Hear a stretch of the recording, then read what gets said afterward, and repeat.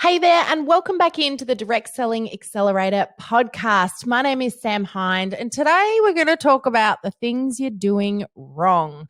If you are one of those people who is going, why is no one interacting with my Facebook page? Why am I not getting reach? Or why am I not reaching new customers? Or why do I only have a few people on my page and I don't seem to be able to get new people in?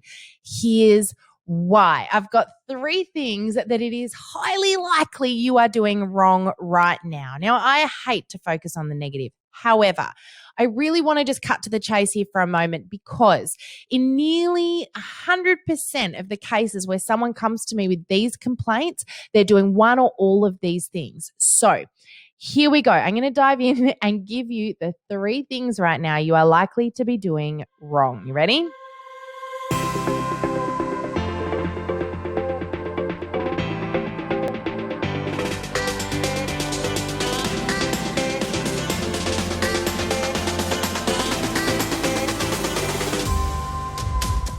Number 1 is not setting the foundations on your social media up right. It's one thing to be super focused on the content of your page, meaning the posts you put up and everything looking really pretty. And for example, if you're using Instagram, having your grid have a pattern and all of these great things. But if you don't set the foundation up right at the very beginning, then you're making it very hard for people to, number 1, find out who you are. You're making it very difficult for there to be consistent messaging that makes some sense.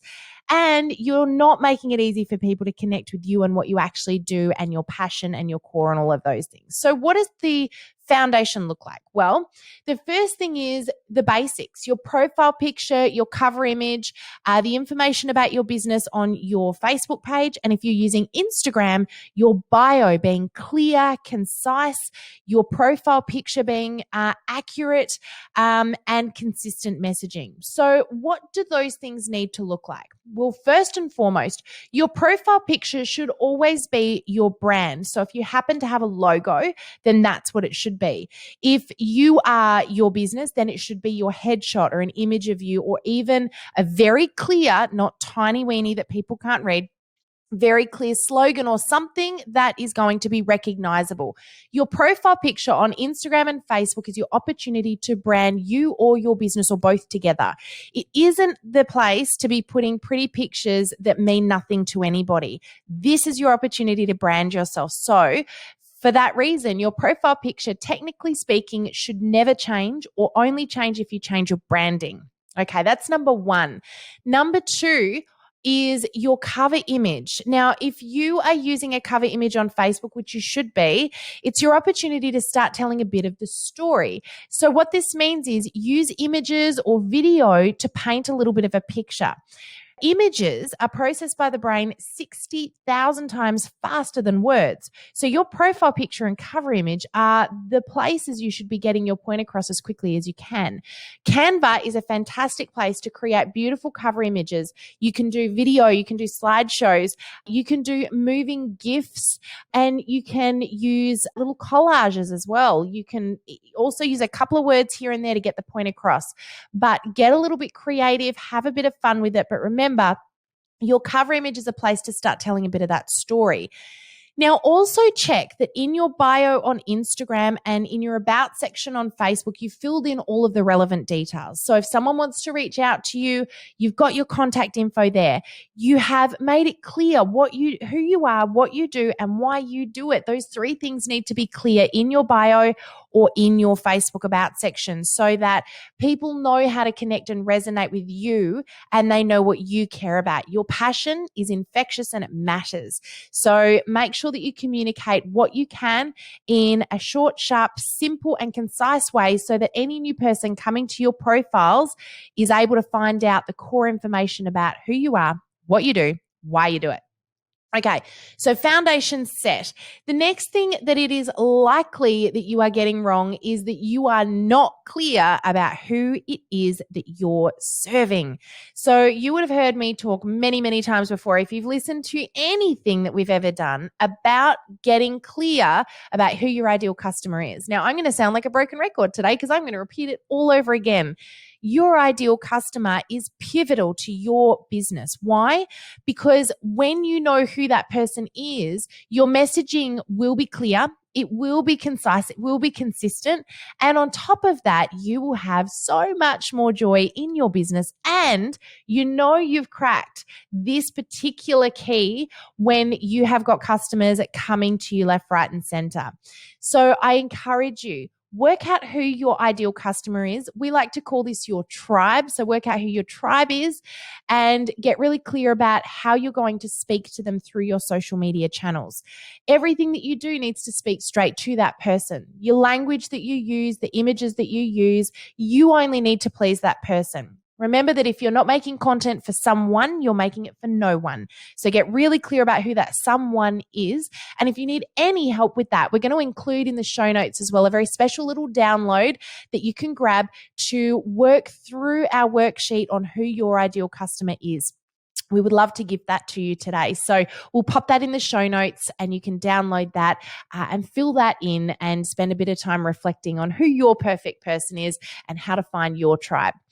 Okay, so the last thing that I see people get wrong, and this is the biggest thing that people get wrong, and this may very well be you right now, is selling.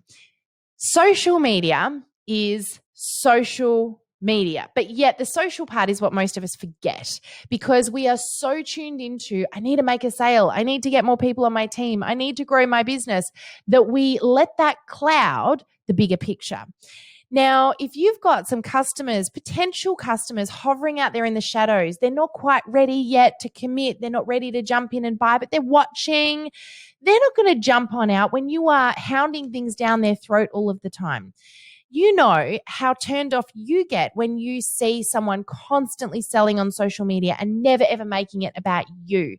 So I would highly encourage you, take a step back from the sell. Take a step back from the promote.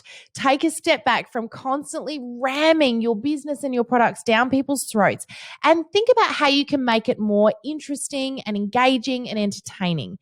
It doesn't mean don't talk about what you do, but tell people a little bit more about why you love a product or why you're in the business, or feed them some information about some cool tips and tricks that can apply to the products, or even better than that, give them some content on social media that's not necessarily about using your products or your business, but more about something that your ideal customer is going to care about. For example, if you are in a direct selling business that sells beauty products, why not give them some beauty tips? Beauty tips they can apply to anything that they happen to have in their cupboards. Maybe you can give them, a free recipe on making their own face scrub, or just give them something that isn't about selling all of the time. The more value you provide your customers, the more they'll respect you and the more attracted to you they'll be. And then when you do go in to sell, the more likely they're going to be to step out and say, tell me more. All right, I want to finish on something that you're doing right, because like I said to you, I don't like focusing on the negatives. So I want to finish off here on something that you're definitely doing right, and that is this. You are on this podcast. You're doing some learning. I really want to encourage you because we all need to be moving at our own pace. And social media, direct selling, running your own business, all of these things can be super overwhelming. So I just want to really encourage you that just stepping out to stop and go, hey, you know what? I'm going to learn something new today is huge. And I want to just encourage you to give yourself a great big pat on the back, because you can walk away from this session today and go, you know what?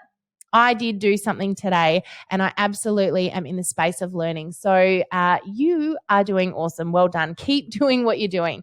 And remember, you do not have to move at anybody's pace but your own. That's a really important key here.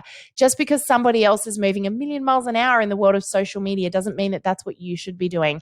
And I see some people getting the best results by taking the smallest of steps, because they stop, they think about what really matters, and they get those small steps right instead of moving a million miles an hour and missing some of the little tiny nuggets of gold along the way.